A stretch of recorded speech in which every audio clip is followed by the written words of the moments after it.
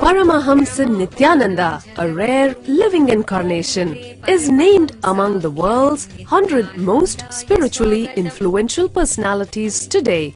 Paramahamsa Nityananda has been placed alongside Dalai Lama, Nelson Mandela, Oprah Winfrey, Paulo Coelho and others by Mind, Body, Spirit, the world's top esoteric magazine from Watkins, London's oldest and largest bookstore. A yogi by birth, he has been expressing his power of enlightenment since birth.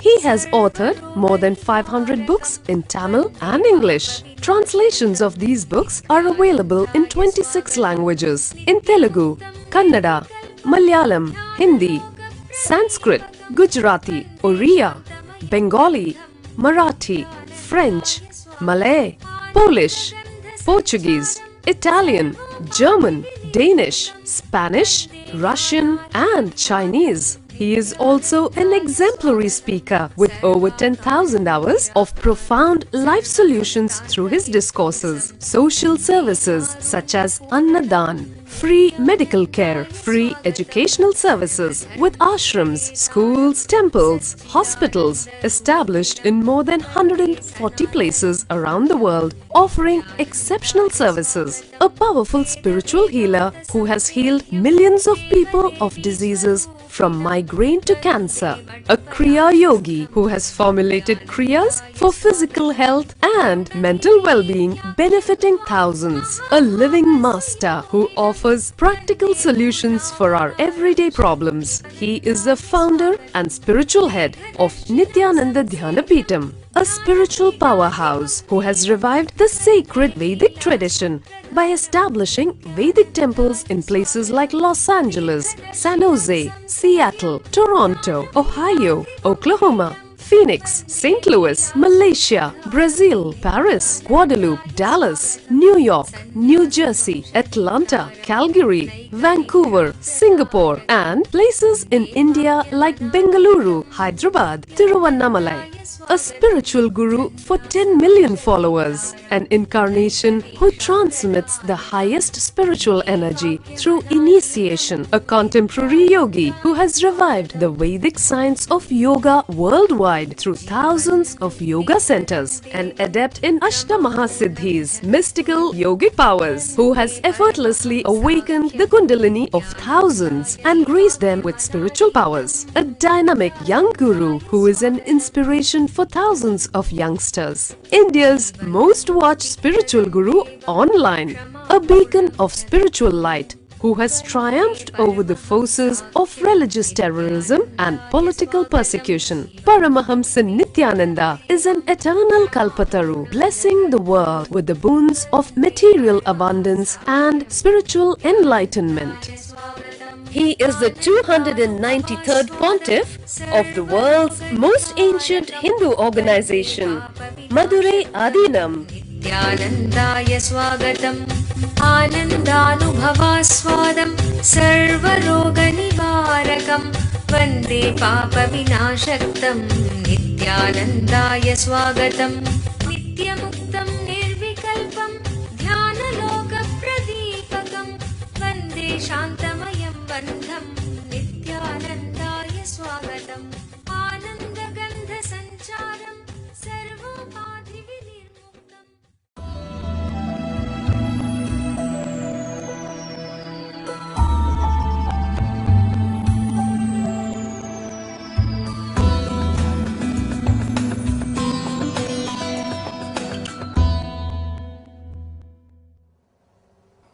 Today I'll share a few words about the great truth, surrender. Such a vast subject, such a great truth. To tell you honestly, there is only one thing still I continue to learn. That is surrender.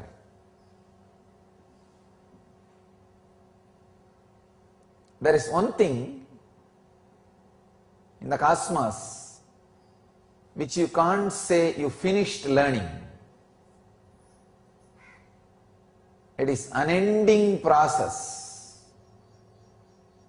As I always say that enlightenment is final but not ultimate. Sorry, it's ultimate but not final. It's ultimate but not final, constantly happening. Surrender is ultimate but not final. When you surrender, the different qualities of the cosmos starts expressing in you. So after some time, if you think, you become very intelligent, you can analyze the cosmos and you start holding the intellect or your understanding about life or everything. If you just hold, then from that moment surrender stops. The expansion stops. Again, because you are stuck, sometime the cosmos will give you a strong blow again. When it gives a blow, when you don't have anything to look out, there is no solution in the outer world, then you look in again. Again, cosmos is sitting there, smiling, come back, they'll come back, and you will see, you melt,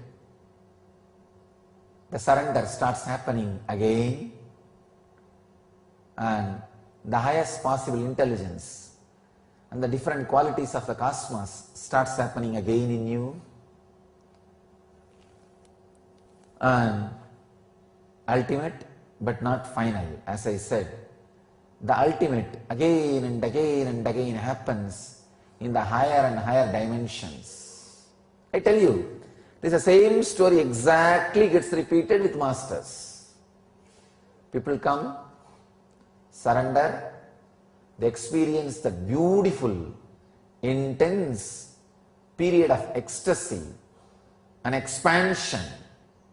Suddenly, after a certain intellectual, emotional, being level expansion, unfortunately their intellect starts judging the very source to which they surrendered and the expansion happened.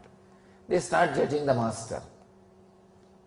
And when they start judging means they are stuck with that expansion. Means the moment they lift their surrender,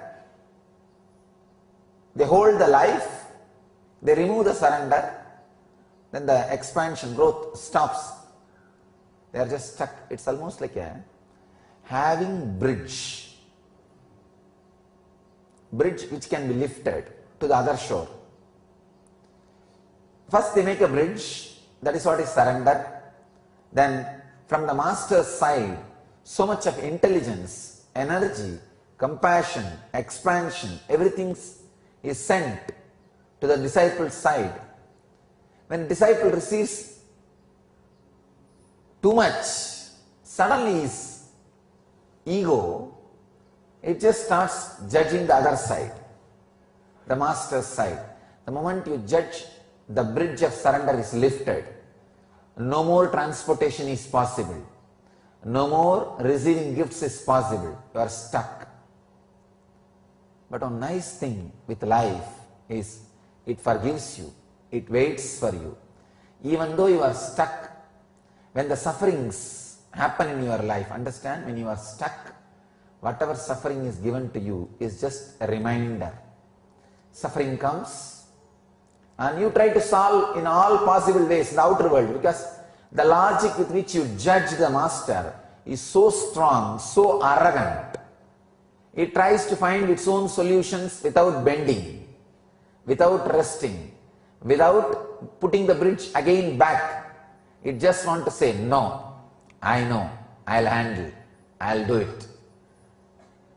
But cosmos is so compassionate, it gives you such a strong sufferings which can never be answered, solved by the outer solutions. Then no other way, with a lot of reluctance, slowly you lower the bridge again.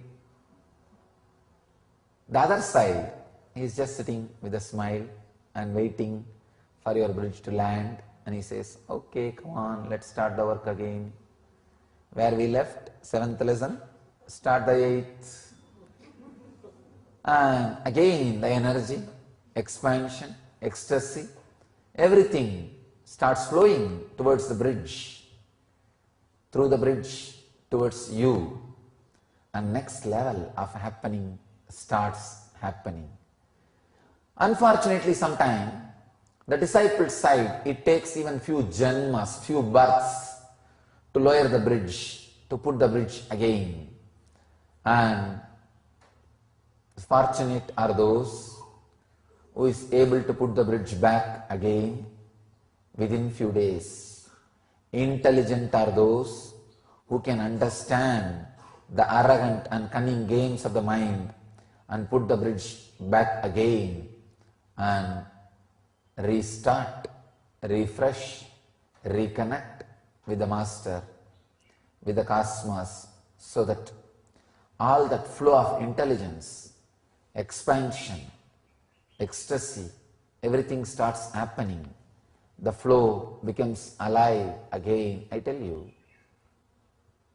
fortunate are those who come back, put the bridge again quickly and start the process. Unfortunate are those who may need to wait for births and births and births. And most unfortunate are those who will wait for births, and when they put the bridge again, the Master will not be sitting there with the body, he will be without the body, he will be in the form of the formlessness, the cosmos. Then the process and the work, whole thing becomes too difficult. The difficulty becomes more. It's like trying to work with deities without having physical master. It's possible, but needs so much of intensity, takes so much of time, needs so much of tapas, means effort from your side. So naturally, the process is delayed and time is getting wasted. Again and again and again, the same cycle, same rut, people are stuck. I tell you, surrender is the one thing, even an incarnation goes on learning. There is no end. Nobody can say, I surrendered. No, I am surrendering. Because every moment, your logic grows, your inner space expands. The possibility of ego and surrender is again presented in front of you. And again and again and again, you have to choose surrender. When you choose surrender, again, one more step of expansion. A new logic is gifted to you. When that logic is gifted, when you look at the life with that logic, that energy, again the choice is given. Two roads, surrender, ego. Again, you have to pick up the surrender. So every moment, again and again and again, you are given the choice. That is why I tell you, surrender is one thing. You can never say you learnt it or you did it. It has to be an happening, continuous happening. I tell you, the one lesson which even now, still now, I go on learning is surrender. So, I bless you all. Let all of us continue to learn this lesson. This is the one lesson no master can say, I learnt, I am here to teach. No. I have learnt the higher parts of it, so I can share whatever I learnt with you. So it is a constant learning process.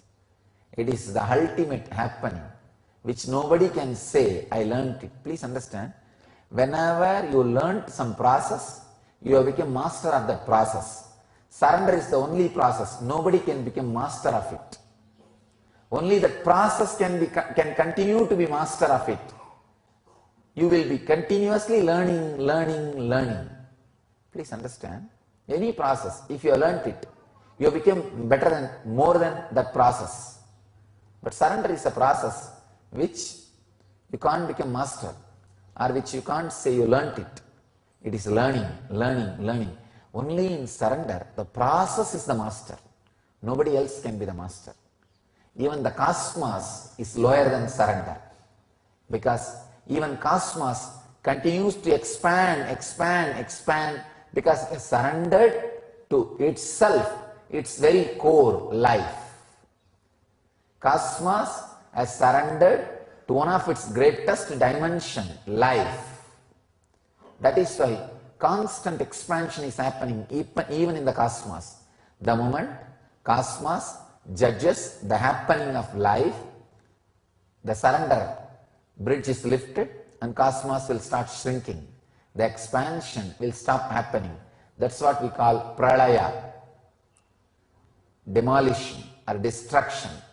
Then again, even the cosmos learns the lesson. Oh, I missed it. Let's put the bridge back. When the bridge is put back with the life source, with the surrender, Hiranyagarbha, again the life starts happening. Expansion happens. I tell you, nothing can say, I learned to surrender, because it is an happening. It is an happening. It is a constant happening.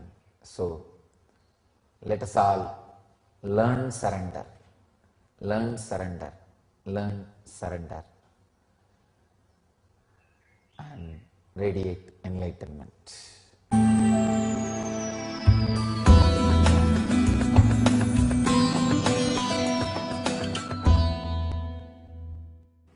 In the real surrender, you don't exclude anything, you include everything. You just experience the whole. 3 levels of surrender exists. One is intellectual surrender, means trusting the master's intellect is much sharper, much more than your intellect, is intellectual surrender. Next, emotional surrender, surrendering the emotions, trusting that master's emotions or the way in which he guides is much more intelligent, that is best than my emotions. Third, surrendering the very senses, very cognition, the cognition which happens inside you, surrendering the root of the cognition itself. Here, surrendering the intellect is very easy, because it continuously tortures you. After some years, you have suffered enough with the intellect. You somehow wanted to get rid of it. You just surrender. Surrendering intellect is very, very easy. Just if you see somebody who is more intelligent, clear than your thinking system, you just surrender. For example, if you go to a consultant, naturally you surrender intellectually. You surrender to his ideas. If you go to a lawyer, you surrender legally. You know in that field he is more sharp than you. So you surrender to lawyer in that field. When you go to some accountant, you surrender to him intellectually as far as the accounts concerned, because he knows much more than you in that field. Intellectual surrender is easy. Same way, if you see somebody who has got more knowledge in the spiritual field, intellectually, immediately your intellect surrenders. That's not a big thing. Surrendering intellectually happens very easily. Moreover, you just wanted to get rid of it. You are finding somebody, you are finding some dustbin where you can dump your intellect. So when you find somebody, you just relax from it. Next is emotional surrender. That happens when you feel deeply connected with the master. When you feel deeply connected with the master. when you start experiencing one or two things, little meditation, little bit of understanding, naturally the emotional surrender starts happening. You start respecting his emotions much more than your emotions. Master's emotions means whatever he tries to guide you, whatever way he wants you to live, you start giving importance to that more than what you think as life. Slowly, slowly, he becomes the center of your life. Almost like you start respecting him more than all other emotional attachments. The priority is slowly changing. You start thinking in your emotion, in your emotional level, Master comes as a number one priority. This is what I call emotional surrender. In the emotional level, you feel connected. Next, a deep level, of course, it's a spiritual technique. Because you all heard enough of these intellectual things, these 17 days, I think now you should understand the deeper levels of techniques. Surrender of senses means even your senses will listen to what he says. One disciple asked the Rishi, Vedic Rishi, why should I surrender? What is the need? Master asks, as far as you understand as you, how do you know you? He says, through my senses. According to your senses, who are you? I am this body and mind. Master says, according to your senses, you are body and mind. But according to me, you are God. Only when you surrender your senses, only when your senses starts listening to what I say, you will see the truth of what I am explaining. According to you, according to your senses, you are body and mind. But according to me, you are God. When you surrender your senses, when you believe me more than your senses, you will experience you are God.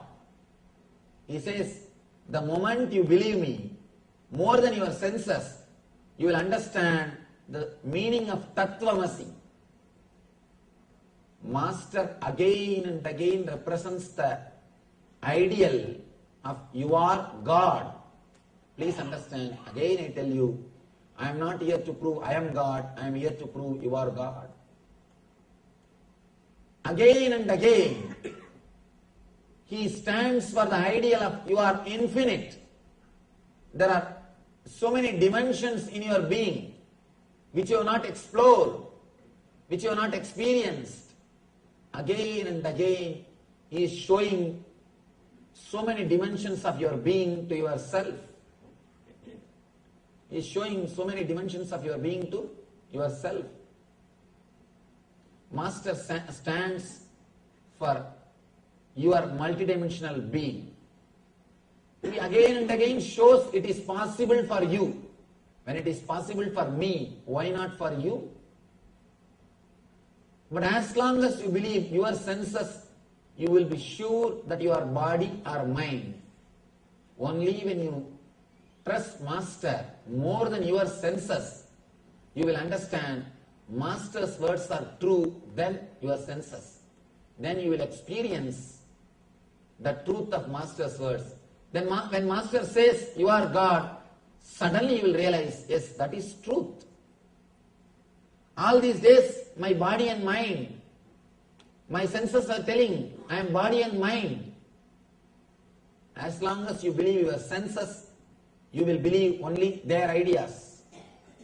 The moment you start believing the Master more than your senses, you will realize the truth which Master explains. Two persons are speaking from two stages. One side your senses, they are saying you are body, you are mind. The other side, master is sitting, he is saying, you are God and you are divine. You have so many dimensions of your being. Enjoy everything, experience everything. If you are sitting there and listening, you cannot listen this. Only when you believe this, the words of the masters, more than the words of the senses, you will be able to experience the truth that you are God. You are ultimate. You are material and spiritual both together and something more. Let me tell you a small incident in Krishna's life. After the Gita, Krishna and Arjuna, both of them are going somewhere. After the war, everything is over. Maybe for a picnic, outing. Suddenly Krishna says, Arjuna, see that white color crows. Arjuna says, yes, beautiful white crows. After 2 minutes, Krishna says, no, they are black crows only. Arjuna says, yes, Krishna, they are black crows only. Suddenly Krishna asks, fool, what happened to you? When I say white, you say white. When I say black, you say black. What happened to you? What happened to your senses? Arjuna says, Krishna, I do not know what happened to my senses. But one thing is sure, when you said it is white, I saw them as white. When you said they are black, I saw them as black. I do not know what happened to my senses. I do not know what happened to me. One thing is sure, the crow is not going to give me life. You are my life. I do not know logically whether the crow is white or black. But I saw as you directed. When you said it is white, I saw it as white. When you said it is black, I saw that as black. In the inner world, the first and last tool which you need is complete surrender. Complete surrender. Only then you can wake up to the truth. You can wake up to the truth. Then Krishna says, you are right. Because you started trusting me more than your senses. If Arjuna is trusting his senses, at the most, he would have been a good warrior, good king. But because he trusted Krishna more than his senses, he has become enlightened. Here Krishna says, only when you understand all three levels of surrender, surrendering in the level of intellect, surrendering in the level of emotions, surrendering in the level of senses, only when you experience all three, the ultimate experience of surrender happens to you. I tell you, the very surrender itself is enlightenment. Don't think after surrender enlightenment will be issued to you. No. Don't think you will surrender, then you will get a paycheck through courier. Enlightened. You are enlightened. No. The very surrender, that very moment you experience the truth.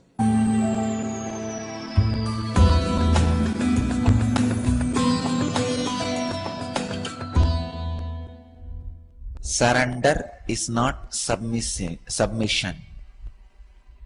Surrender means expressing your will 100% and dedicating your will to the higher will. Making your will in tune with the higher will.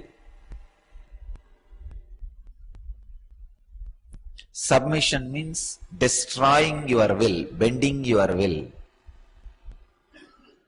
That's a big difference.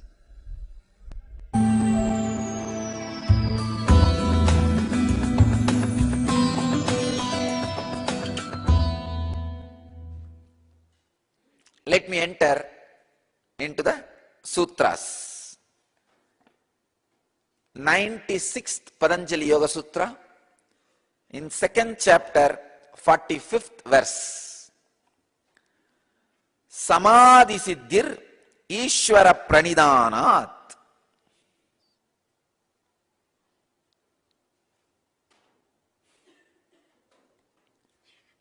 Let me translate this sutra. Samadhi siddhir Ishvara pranidhanat.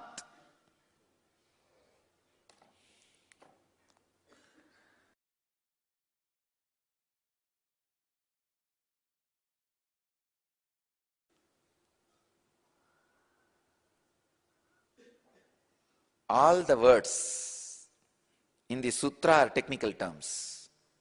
Samadhi, Siddhi, Ishvara, Pranidhanat. All four words are technical terms.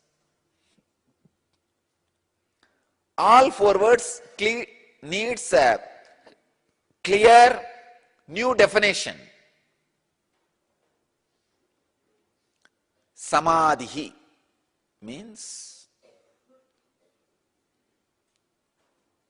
falling in tune with the origin, Adi, the original source. Sama means falling in tune or vibrating in the same frequency.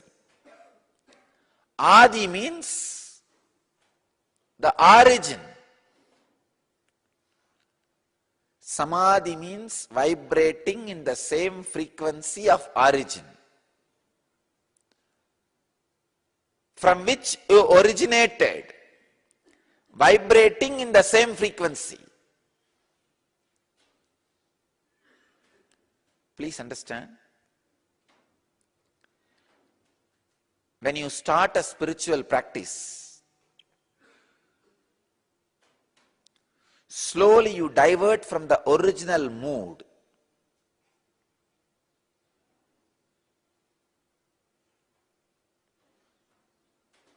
I have seen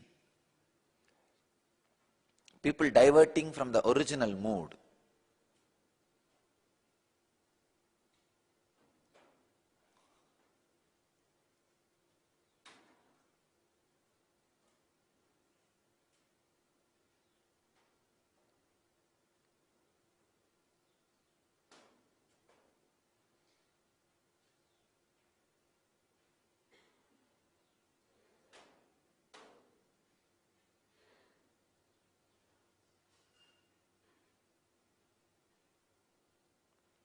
When they start, the inspiration they have, the energy they have, and how they divert. In any plane, if you get back to the origin state, fall in tune, vibrate in the frequency of the origin, you will achieve the success in any plane.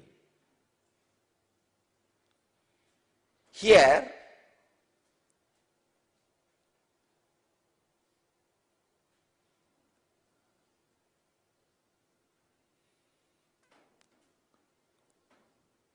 originally, you are the leader.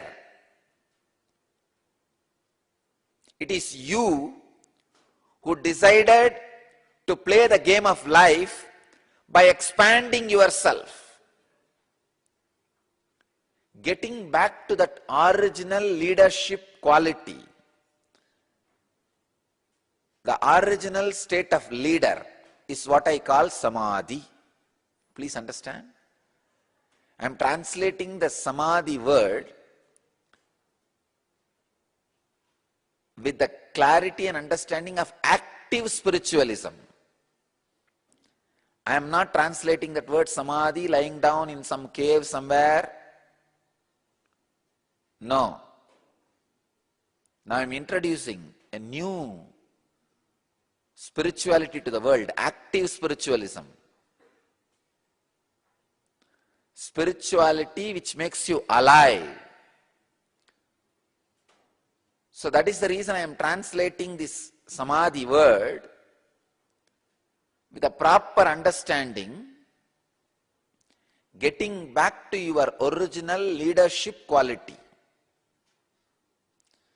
How to know whether you are progressing towards Samadhi or achieved Samadhi? You will become leader.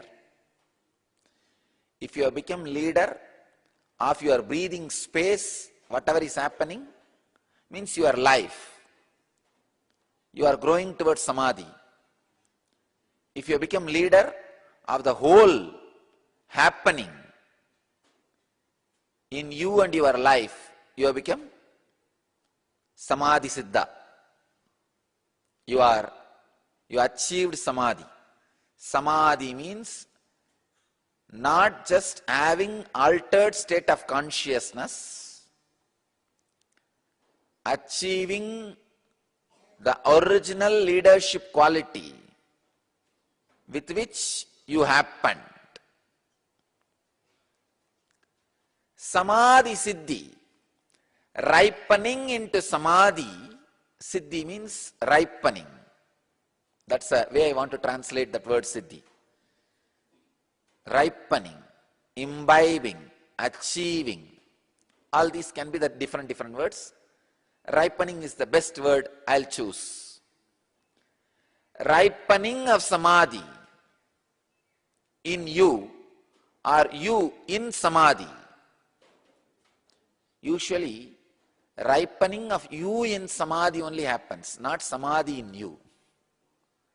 Because samadhi is bigger than you. You are not bigger than samadhi.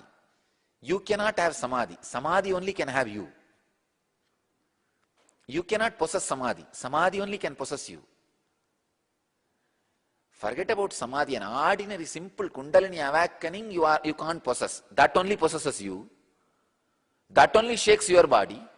You can't shake kundalini as you want. So how can you possess samadhi? No. Samadhi only can possess you. Samadhi can only possess you. You can only ripen in samadhi. Samadhi cannot ripen in you. Siddhihi means ripening.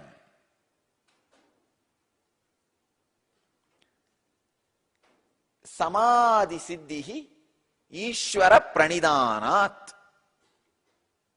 The word Ishvara, please understand why Patanjali is using the word Samadhi and Ishvara together in same sutra. You could have just finished Samadhi Siddhi, Sharanagati or Pranidhanat. He is using the word Ishvara Pranidhanat. Ishvara means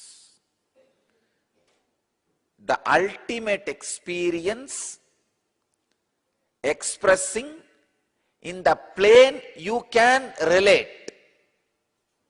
Please understand. If you feel you are just body, the energized deity which responds to you in your plane is Ishvara. If you feel you are just a mind, the sacred scriptures which puts you in tune with Samadhi is Ishvara. If you feel you are little more than mind, incarnation who is in the body, who can just put you in Samadhi is Ishvara for you. Understand?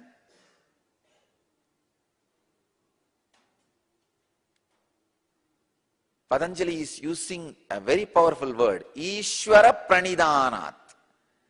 By surrendering to Ishvara, Samadhi is achieved. If Ishvara and Samadhi is one and the same, then why is Patanjali using two words? And he is not fool. Very, very intelligent person. Man who knows when to use more words and when to use less words, when not to use any words.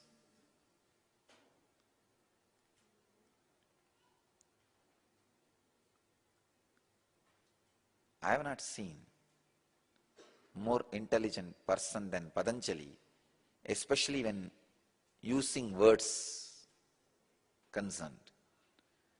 When it is a question of using words, nothing like Patanjali. Buddha went on for 40 years, so he lost sensitivity for words.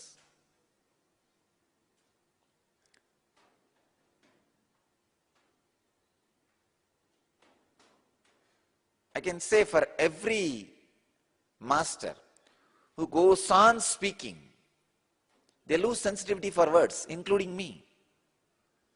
I go on and on and on and on.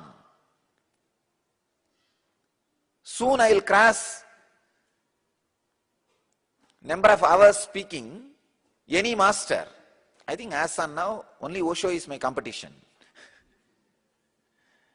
And maybe in few years we will cross. Because I go on and on and on. And everything is recorded.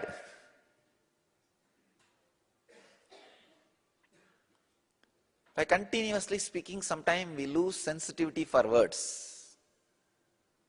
But Patanjali is a guy. After all, he is a grammarian who knows how to use or not to use words. He is using two words here, Samadhi and Ishvara. Why should he use the word Ishvara? Understand, surrendering to Ishvara, you will have Samadhi. Then the word Ishvara need to be completely understood. Only then the ripening of Samadhi will happen in you. Or you can ripen in Samadhi. Ishvara means which leads you to Samadhi. If you are in the very grass plain, most of the time you are in the idea or feeling connected only to your body. Then the energized deity is Ishvara for you. Spend all your time worshipping, taking care of the deity, so that the idea that I am the body slowly moves out. Very beautifully, Ramana Maharshi answers this doubt. Somebody asked him, what is this? How can worshipping a stone, statue, metal can lead to Samadhi? He says, it is much better than constantly worshipping your body. See, if you apply the sandal paste on the stone, at least it will be there for 2 days without smelling. Apply it on your body, what happens? He says, as long as you have the illusion and delusion that you are the physical body, better to have the ultimate state of consciousness also identified to a physical statue, so that your identification starts reducing. The shift in the consciousness of the first step starts happening. That is the reason still in the modern era I go on insist, inspire and establish temples all over the world. Still I insist on deities.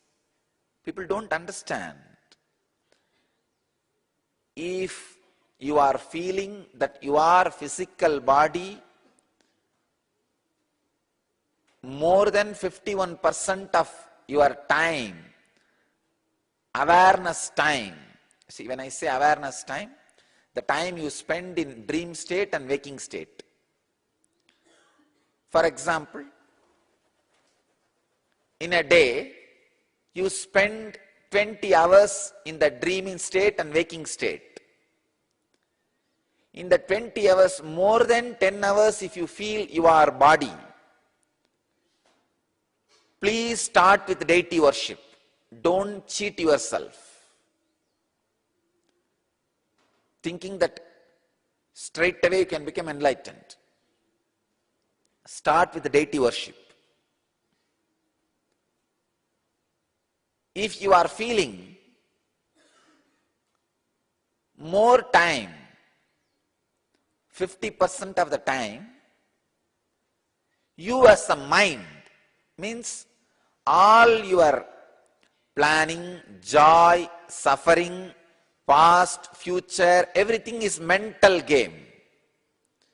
Your joy is also mental, your suffering also mental. It is more identity based life, not physical based. If your life is more identity based, you are running around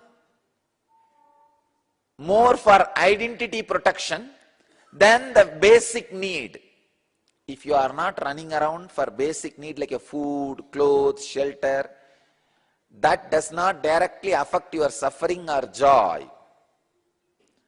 Just the food, clothes, shelter is not a major part of your life. You don't think too much about that. The physical suffering or physical joy is not a major thing in your life. It is more a mind. You are established more in mind.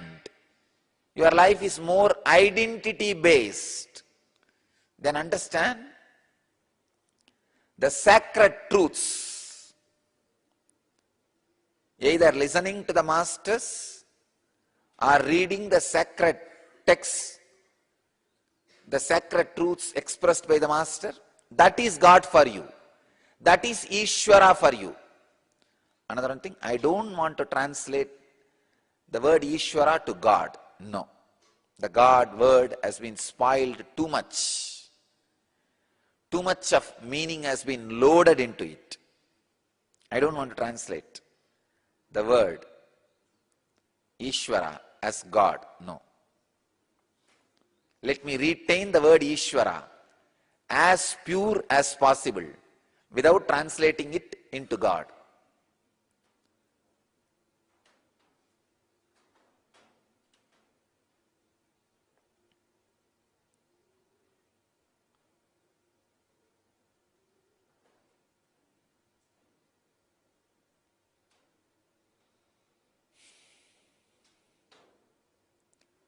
If your whole identity is based on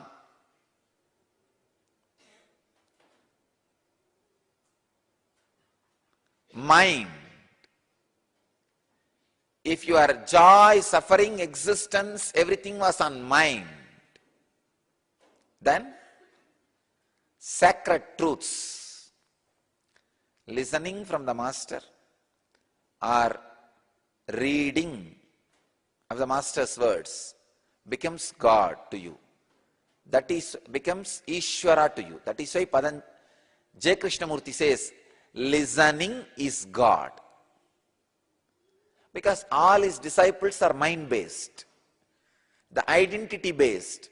They are not locked in the body. If you are locked in the body, you can't understand J. Krishnamurti, I tell you. If you are able to understand J. Krishnamurti, you are already in the plane of the mind. For them, listening is God. Listening is Ishvara. Shravana is Ishvara. Please understand. If you are established in the physical system, physical body, then Vigraha is Ishvara. Deity is God. Surrender to deity. Worship, decorate, play around, live. That is why all the people who are connected to the ISKCON, they created thousands of temples around the world. Because people of physical nature, I am revealing some of the important secrets of all religious and spiritual movements. And I am revealing some of the important secrets to find out which technique will work for you.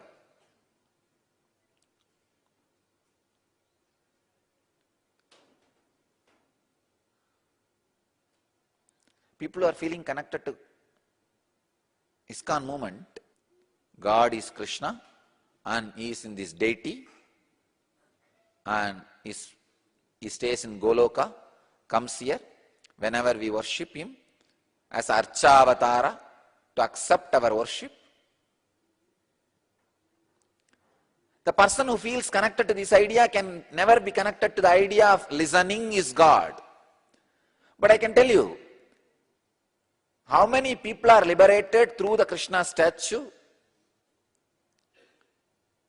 By the bhakti movements, same number of people, Krishnamurti is able to liberate just by the word.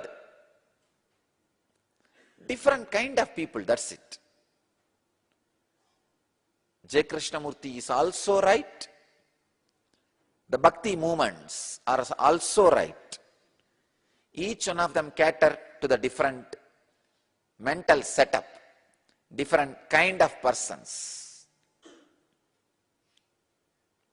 Third, very important thing,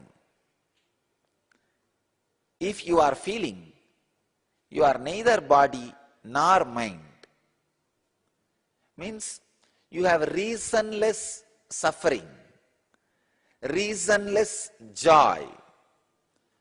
You are neither in the business of physical joy, nor bothered much about identity protection. You are searching for something more.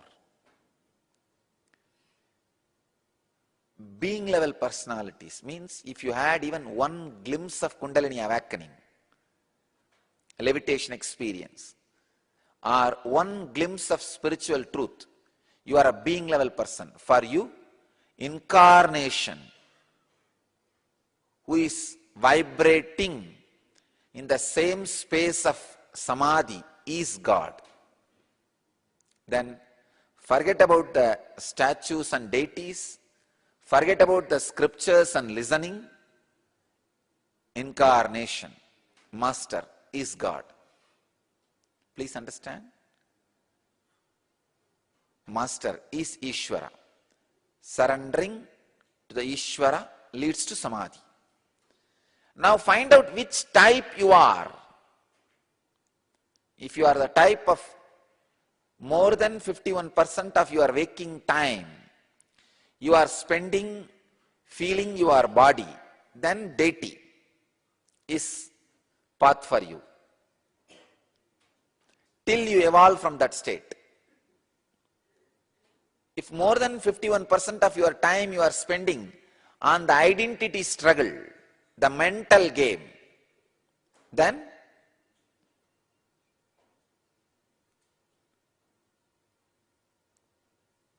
listening, imbibing the great truths, or reading, internalizing is Ishvara for you. Spend all your time maximum in that. Those truths will again and again make you fall in tune with the Samadhi state. If you are the being level person, neither you are spending your time in feeling your body, nor you are spending your time feeling your identity or mind. You are just feeling something more. Then Master, who happened in the planet Earth in physical form, is God for you. Just drop everything, be at his feet, he will lead you to Samadhi. Now the fourth word, Pranidhanat, the word surrender, need to be translated. Again, the surrender word is much misunderstood in the West. Like a becoming slave. I say no. Pranidhanat is not becoming slave. Rising to that frequency is what I wanted to translate. The word Pranidhanat. I want to translate that word Pranidhanat as falling in tune or feeling connection. Please understand. When you start feeling connection, falling in tune, you attract that vibration to your vibration. I have really seen in my own life, when some devotees bring something with lot of love, it will be very small thing. Somehow even I cannot resist myself. I will just pick it up and put it in my mouth. Small sweet or some piece of cloth. I will just take it and put it on my body. It will be there on my body for continuously many days.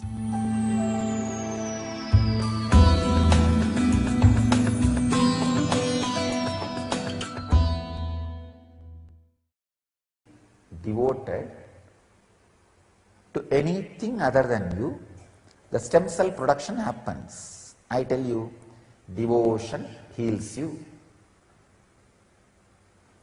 Second thing, how the early stem cell production happens. The stem cells which become part of your organs. I saw surrender. Surrender is nothing but the devotion which became part of your biomemory. The stabilized devotion is surrender. Surrender means, see, devotion means where you and the person or the object or the space to which you are devoted, both exist. But in surrender, you say, let you exist, that's enough. Nothing else is required. I am so happy to dissolve in you.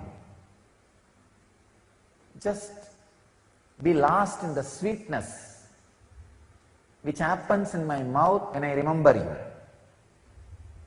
I am ready to lose myself in that sweetness, in that joy, in that taste. Surrender makes early stem cells which becomes part of your organs. I can tell you, it may take only few months, I feel, because the stem cell research, these kind of researches are too high, so they cannot be influenced by Vaishyas and Kshatriyas. Pure Brahmanas are needed, means the pure R&D people who can't compromise, who won't compromise. I tell you, this research will land within few months into the Vedic consciousness, and devotion and surrender, these two will be declared as one of the major pill for stem cell healing, and very soon every medical shop will start promoting these two concepts.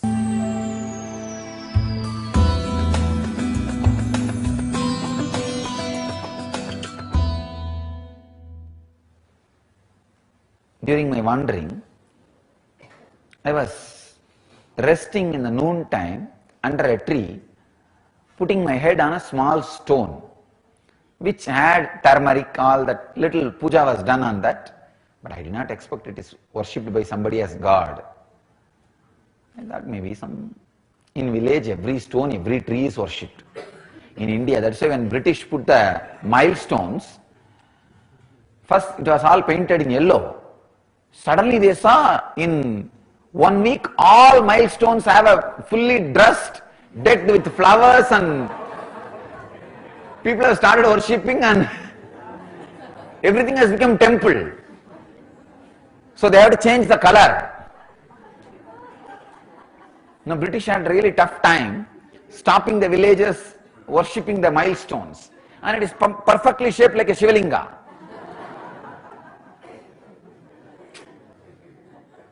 That is why I just bow down to this civilization.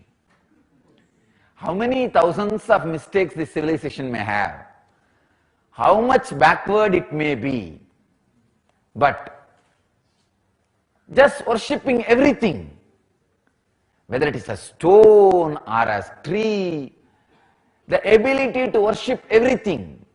It's not a joke, understand? The ability to bow down to everything, the ability to surrender to everything, the ability to trust everything. One of the greatest gifts from the Ganges civilization to the whole cosmos is the ability to surrender, the ability to worship, the ability to trust, ability to dissolve.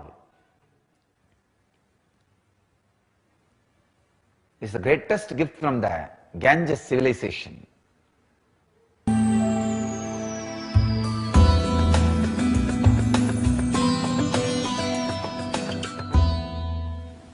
There is a beautiful story, Zen story. There was a great master. His disciple also is an enlightened master, Suzuki. When Suzuki's master passed away, the disciple, his name is Suzuki, he started crying, weeping, rolling on the ground. All the other disciples came and asked, Master, what is this? You are an enlightened being. How can you cry like this? How can you weep? Then Suzuki says, if an enlightened person should not cry, get lost. I am not interested in your enlightenment. I can't be so insensitive to this situation. I am crying because I'll miss his physical presence. He can never leave me, or I can never leave him, because he became me and I became him. That is different. But physically I'll miss him. I'll miss the graceful actions of him and the beautiful conscious leela, conscious play happening around him. I'll miss him. I'll miss it. That is why I am crying. Then another disciple is asking, then what about the teaching which you are giving all these years? Accept what is happening. Accept what is happening. Tatada, tatada, tatada. What has happened to the teaching? Have you taught this to us without you experiencing? Please understand, very beautiful truth. Just understanding can give you a very strong kick. The Suzuki's reply. The disciple is asking, then have you taught this tatada, accepting what is without you experiencing? Suzuki beautifully explains, there are two levels of acceptance. One, accepting whatever is outside, the situation. Accepting the situation. Surrendering to this moment. Surrendering to tathata, what is. Surrendering to the now.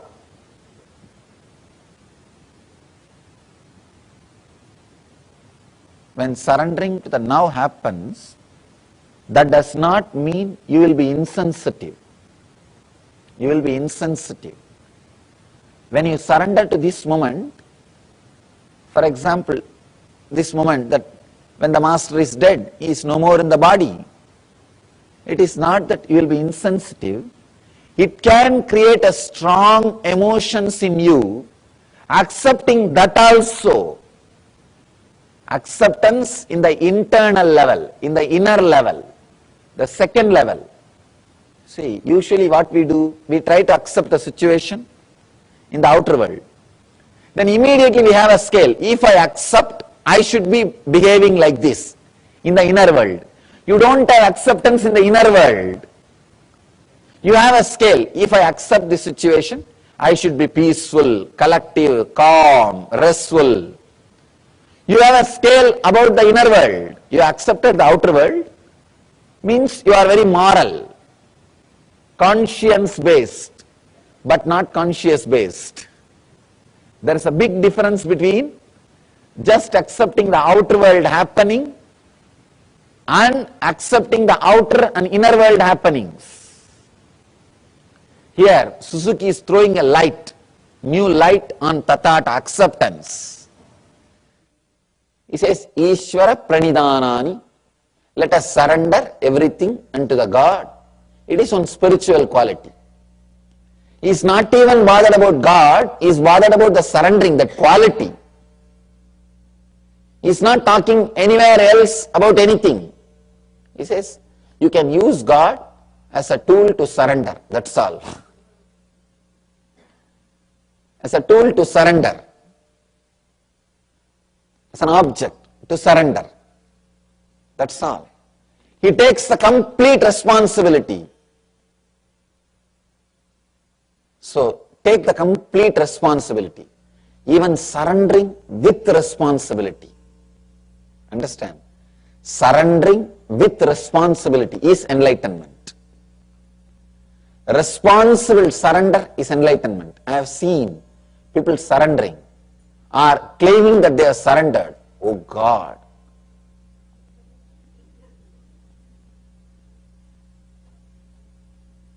Even if you are caught by your enemies, you will not be tortured that much.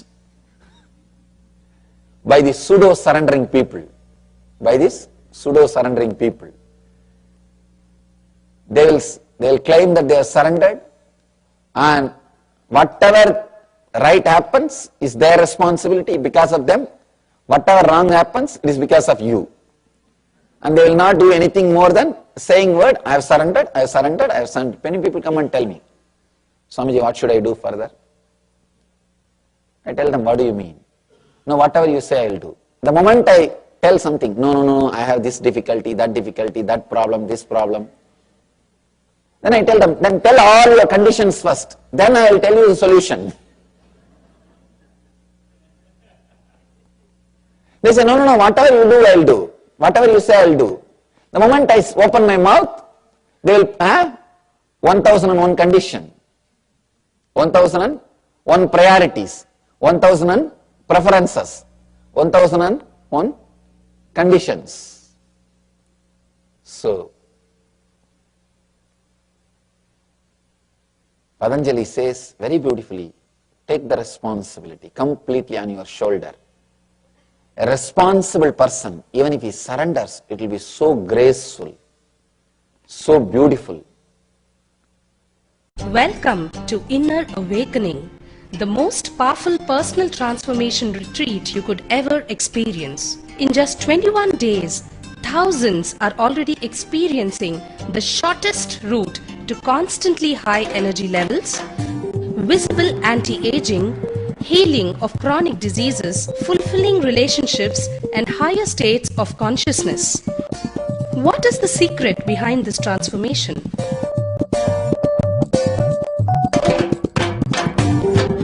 Kundalini means the inner potential energy. Once it is awakened, opens the different doors for the conscious experience in you. I can say which is a master key for all extraordinary spiritual experiences.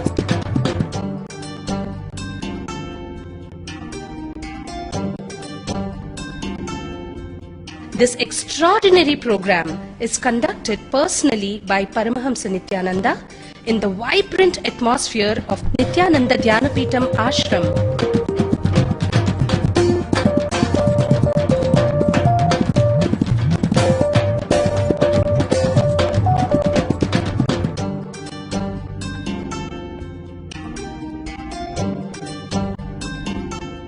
Open yourself to the benefits of Nitya Yoga and practical meditation. Experience physical and mental healing. Discover simple ways to handle life with success. Above all, enjoy individual darshan and blessings from Paramahamsa Nityananda every day. Take 21 days for yourself and carry home the transformation of a lifetime.